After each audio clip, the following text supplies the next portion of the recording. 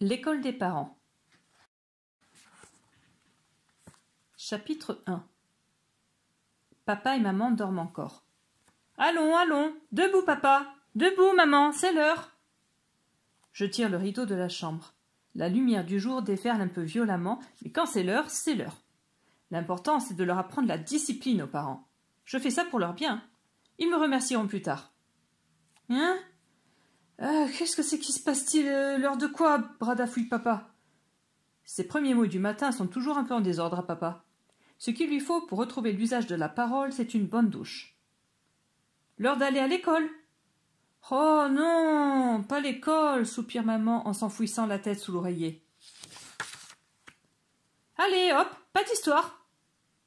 Je les gronde un peu du haut de mes 8 ans, qui ne sont pas bien hauts, mais en montant sur une chaise, ça va mieux.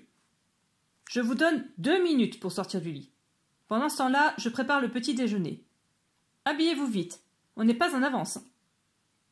Et évidemment, comme tous les matins, ils ont traînaillé. Papa est resté des heures sous la douche. Souvent, il se rendort sous le jet d'eau. Maman s'est changée 3 fois, a hésité longuement devant ses armoires avant de finalement enfiler un jean. Du coup, il a fallu que je me fâche et maintenant c'est la course pour arriver à l'heure à l'école. Nous déboulons en trombe devant la porte cochère, nous tenant par la main tous les 3, moi les entraînant, juste comme la sonnerie retentit. Vite, vite, je crie. Nous passons le seuil sans ralentir. Nous ne faisons plus qu'un, nous 3, tendus dans la hantise du temps qui court. Mais les dames qui surveillent l'entrée m'arrêtent doucement. Ah non, les enfants ne peuvent pas entrer dans les écoles, ni accompagner leurs parents en classe, c'est interdit.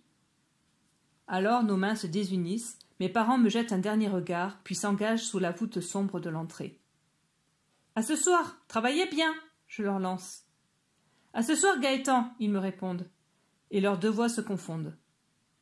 Comme la sonnerie stridule aigrement pour presser les retardataires, papa et maman s'élancent dans la cour. Des flots de lumière matinale les recouvrent comme une marée éclatante. L'ombre des feuilles tombant des platanes leur goutte sur les épaules. Flic, floc, en taches sombres et dansantes. On dirait des léopards. Puis, la foule précipitée des derniers parents en retard les noie. Les portes se referment lourdement. Je m'en retourne. C'est le matin, comme tous les matins. Chapitre 2.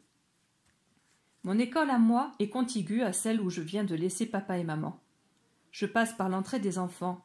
En me dépêchant, oui, car moi non plus je ne suis pas en avance du coup.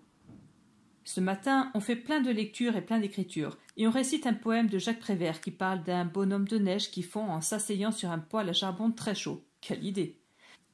Et on travaille beaucoup, et je suis très fatiguée, et c'est tout lourd dans ma tête, et j'en peux plus, et je suis bien content quand sonne l'heure de la récréation.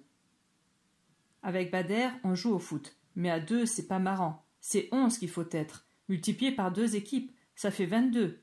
Et bon, si je passe ma récré à faire du calcul mental, c'est pas ça qui va me reposer. Bon, donc, à 2, le foot, c'est plus du foot. Et les autres copains jouent à autre chose, et de toute façon, 20 copains, on ne les a pas. Viens voir, je dis à Bader. Il me suit, son ballon sous le bras. La cour de récréation est commune aux 2 écoles. Un mur mitoyen la sépare. Au milieu du mur, par une petite porte rouillée, on peut voir ce qui se passe dans la cour des parents. Ils en font du bruit, presque autant que nous. Et ça crie, et ça piaille. On en voit qui jouent au foot comme nous, et que ça ne gêne pas de n'être pas 2 fois 11. C'est pas des puristes. D'autres essayent de grimper dans les arbres, mais ils n'y arrivent pas bien. Ils sont un peu lourds, un peu maladroits, ils ne savent pas s'y prendre. Ce n'est plus leur âge. D'autres encore jouent aux billes, s'échangent des images de catcheurs, Bob to Kill, Rex Terminator, Ray Lamorozzo, Flash Underlife, tous les champions, les caïds, les tueurs. Moi, mon préféré, c'est Furax Constrator, un gros à cap rouge et à cagoule rouge aussi, invaincu, triomphateur de tous les rings du monde. Mais je m'égare.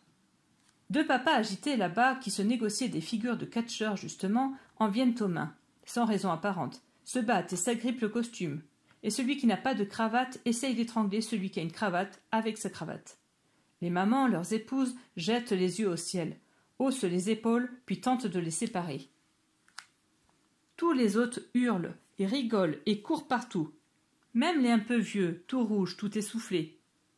Moi, mes parents, Ils ne sont pas rouges, ils ne sont pas vieux.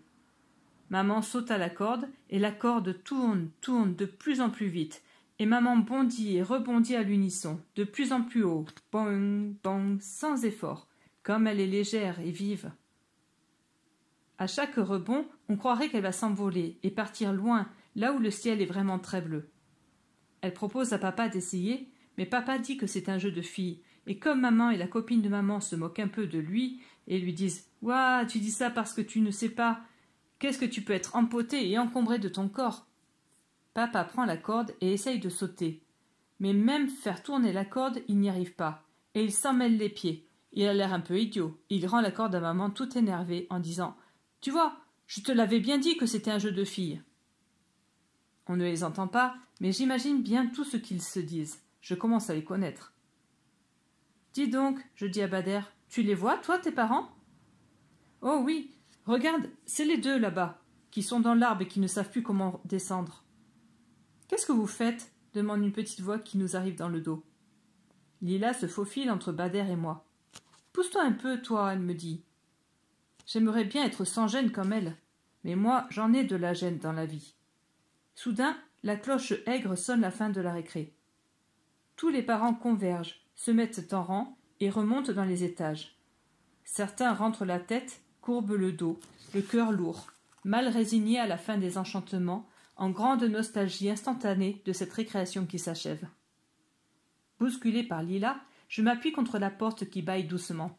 « Oh, dis donc, c'est ouvert !» clame Bader.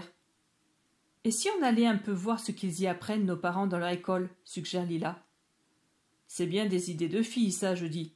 Retourne jouer avec tes copines et fiche-nous la paix. » « On le sait, ce qu'ils y apprennent, nos parents, dans leur école.